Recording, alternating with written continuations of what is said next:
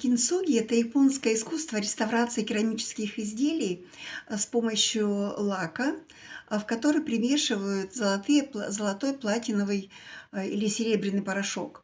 И вот с помощью такого лака мастер кинцуги реставрирует керамические изделия, которые были не просто разбиты, а были любимы.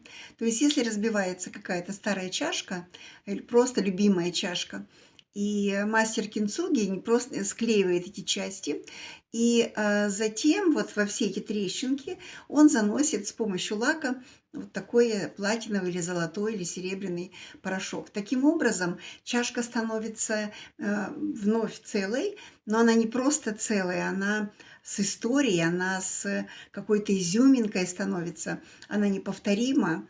Это такой редкий антиквариат. То есть эта чашка становится более прекрасна, чем она была, например, бы целой, вот, без таких трещин и разбитостей.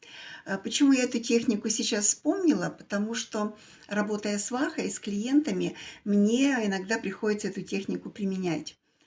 А, Люди приходят, им кажется, что а, сейчас, с разбитым сердцем, им кажется, что сейчас они встретят новую любовь, и все станет гораздо интереснее, и залечатся старые раны.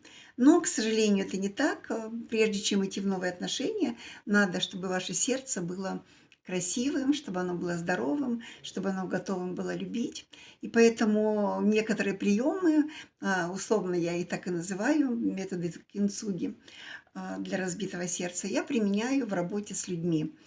Для чего это нужно? Чтобы вы приняли свой опыт, вы поняли, как вы помудрели в жизни, что чудесного было в вашем опыте, что хорошего вы вынесли в жизни, как вы стали мудрее, красивее, как вы стали интереснее с этим опытом, как этот опыт научил вас что-то видеть другое в людях. В общем, реставрация, так сказать, ран и вашего опыта и делание его привлекательным, принимаемым, позволяет вам войти в новую любовную историю более наполненным человеком и более счастливым.